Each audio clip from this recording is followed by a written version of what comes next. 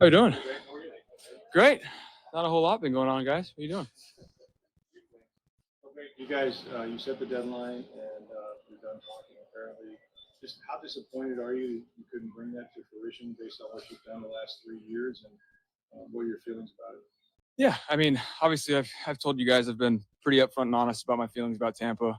It being home for now our family. We're raising kids here. We love it here. Wanted the deal done and set the deadline and told them it was going to be all ball after that. And I did mean that. And I don't know if they thought I was just going to take some of the offers that they gave, but I'm at the point of my career and understanding what I've brought to this franchise. One, I'm very, very thankful for the chance they gave me. Do not get me wrong on that.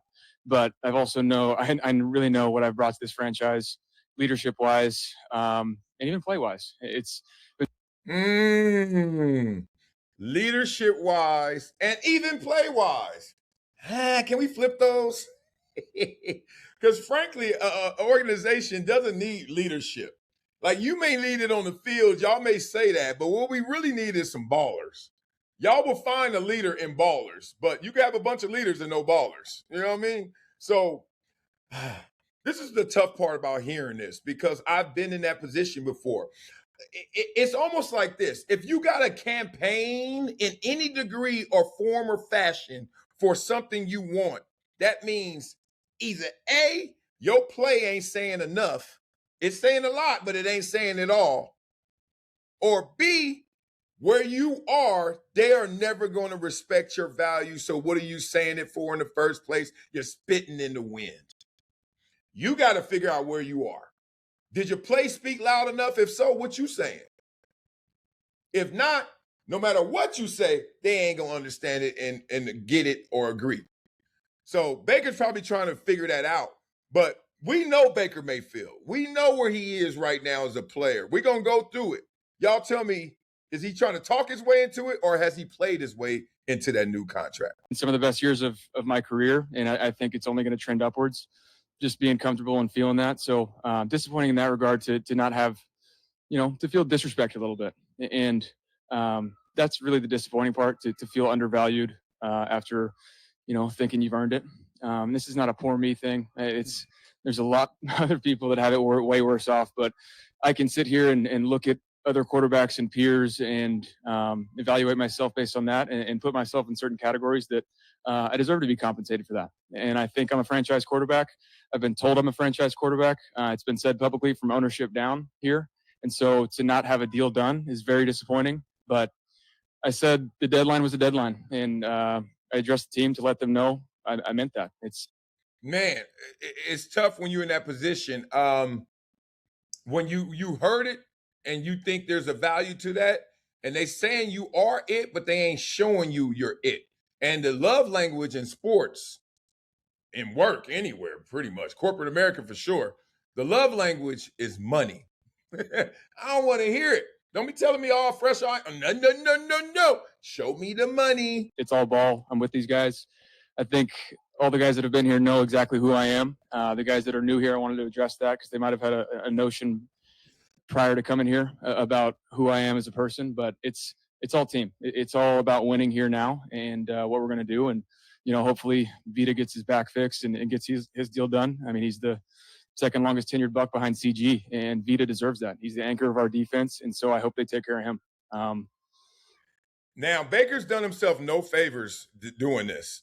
I'm telling you right now, ownership is sitting there like, okay, I don't know where Baker Mayfield is in the count. How many balls, how many strikes he got. But I can tell you one thing, this is a strike. They sitting up there like, because you don't invite ego into any negotiation, even though you can't spell negotiation without ego. But once you invite it in, we playing a different game. We got a little side game over here. Who gonna win this negotiation? You done made it this much harder for yourself because you saying they disrespecting you when they saying disrespect. We just giving you proper value. We think it's disrespectful for what you asking for. You want to go there?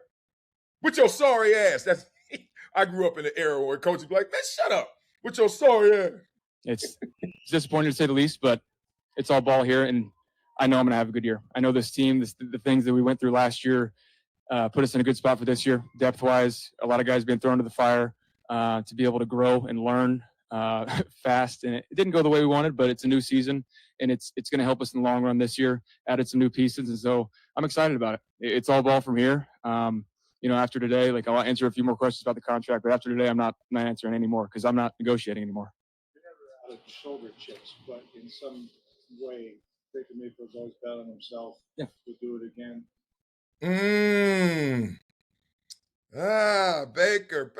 Baker. I don't know about that card you just played right there. I wouldn't have done it, but who am I? I'm not Baker Mayfield, but that wasn't the best card to play because now they all up on your head, brother. They're going to be all up on you. So let's get up all in it. If they want to go there, we're going to go there too. All right, let's look at Baker Mayfield just in general. Because when you look at Baker Mayfield, I don't think elite. I think franchise quarterback, every franchise, there's 32 of them. Is he one of the 32? Yeah, but what does franchise quarterback mean? Like, how far are we going with that? Anyway, this is where my second brain got you. I'm not going to bore y'all with all these numbers and stuff, but basically the summation is they got you around a good, not elite, right? And we're going to have some fun with this. You're not elite. Look at that. 10th in passing, 7th in passing touchdown. That's great, but 27th in interceptions, 12th QBR, passer rate mid-pack, and the team record was below 500. Come on, man. So then they got the groupings here. Elite is Mahomes, Allen, Lamar, Burrow. Where's Herbert? There you go. High-end franchise, Stafford, Goff. Wow, they don't have Stafford elite. Point being, I could bore you with that. Let's play the game that we all used to play. Okay? They got comps to him. They said he liked Tony Romo. I can understand that, even though I thought Romo was a little better. But Romo didn't get all his shine either. They always was a little stingy on the condiments when it came to Romo. A little stingy on the compliments. Rich Gannon was insane, but not for his whole career. But when he hit, MVP Rich Gannon was a machine. These your comps. Ryan Tannehill. You don't want that comp. Not really. Kirk Cousins. That's a good comp, but Kirk Cousins, I think, better. But whatever. Matthew Stafford like. Boy, stop. Boy, ChatGPT ain't perfect either. What? When? When was he Matthew Stafford? All right, here we go. Let's get into it. Let's go right here. I want y'all all to just tell me yes or no. Type it. Y'all can't talk. I can talk. I'm going to go fast. Is he better than? And we're going to see how many he better than. All right. How many quarterbacks is he better than? Then we all for this because Baker, I don't like what you just did right there. How many quarterbacks you better than? All right. Josh Allen. Nope. Malik Willis. I can say yeah. All right. Malik Willis. Drake May. Nope. Geno Smith. Yeah. Damn. Not 2 years ago, but now, yeah. Lamar Jackson. Nope. Joe Burrow. Nope. Deshaun Watson or Shador. Yeah. Even though Deshaun, you not peak for peak. Deshaun was better. But okay. Aaron Rodgers. No. See, that's messed up with Aaron Rodgers, but still not. No. CJ Stroud. Damn, CJ. I don't know. That playoff game made me. No, not yet. Daniel Jones. Damn, before you got hurt. Now Daniel can run. I'm going to say no. Trevor Lawrence. Nope. Cam Ward. Nope. Bo Nix. Nope. Patrick Mahomes. Nope. Kirk Cousins. Fernando Mendoza. Not Mendoza when he get it. Kirk Cousins not now. Nope. Justin. Hell no. Dak Prescott. Nope. Jackson Dart. Nope. Jalen Hurts. Nope. Jaden Daniels. Nope. Caleb Williams. Nope. Jared Goff. Nope. Jordan Love. Nope. Kyler Murray, J.J. McCarthy. One of them, I don't think better than Kyler, but he better than J.J. So half, get you a half. You had 3.5. All right. Tua or Michael Penix. Yeah, 4.5. Damn it. Okay. Bryce Young. Nope. Tyler Show. Nope. Shot is good. Baker Mayfield. You better than him? You are him. Jacoby Brissett. The big brisket? Yeah, I'll give you the big brisket. Yep. Matthew Stafford. Nope. Brock Purdy. Nope. Sam Darnold. Nope. So there's only 5.5 quarterbacks he's better than. And if Kyler Murray starts, there are 5 that definitively he's better than. That puts you at 27. Yeah, you're 27th at worst. You can move up some, but how far are you moving them up? Did I just do that right? Who did I get wrong? He's better than Trevor Lawrence, I see. Boy, stop. Did you watch the game last year? I'm talking about Baker post-bye games, leading the league in turnovers. What, the 3rd straight year? I'm stopping. Let me get out of this. Let me just say it like this as we get to our next story, which is going to be Cam Newton talking that talk about crying Ryan, finishing his conversation. I love analysis because I was able to live in all 4 corners of the locker room. What that means is I came in the league. Let me get out of this first because I'm about to preach. I know it. I'm about to preach for a second. Okay, so I played in the NFL 10 years, and I got the chance to be in all 4 corners of the locker room. A lot of people don't. That's in part why I was set up for success as a broadcaster. Why? Because I know all the levels, not just a superstar who like, I don't know what that is. I never had to deal with that, so you don't articulate it as well. I dealt with it all. The guy who walks in there and they're like, what you doing here? You ain't even qualified. You went to a sorry school and blah, blah, blah, that guy. Then the guy who's there and you're like, oh, yeah, all right. He cool. Leave him alone. He ain't going to do much. He ain't going to help us much, but he ain't going to hurt us. Then the guy who is like, yo, he is it. That's that dude. We need him. He is it. And then the guy that's like, all right, it used to be fun. It was fun. It used to be cute. Get your ass up out of here, dog. I've been every one of those dudes. Every locker room has them. You can divide the whole locker room into quadrants, just like that. Where you go, okay?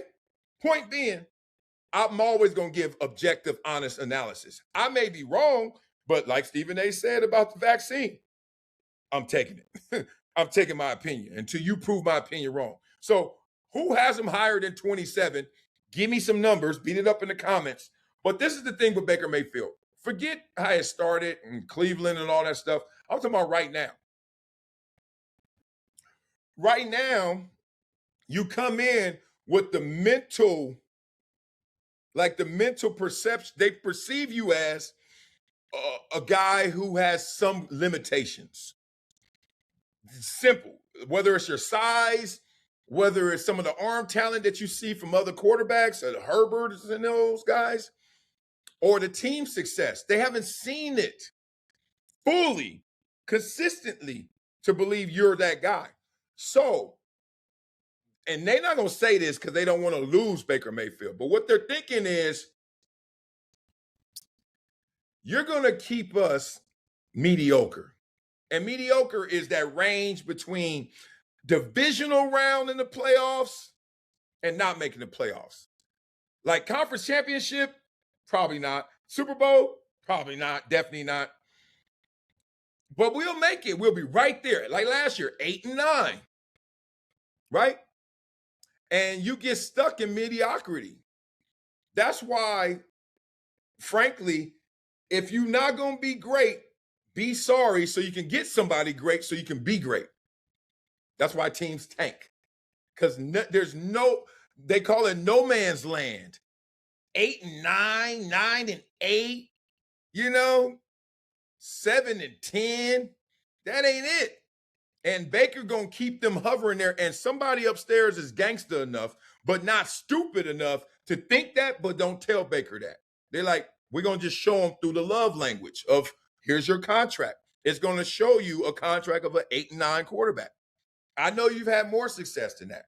I know you've had less success than that. And they just don't think that he can be the pilot of this franchise getting to the Super Bowl and winning, getting to the Super Bowl and losing, getting to the conference championship game, just getting there. They don't. That's it. Simple as that. I've been that guy. I've been that guy.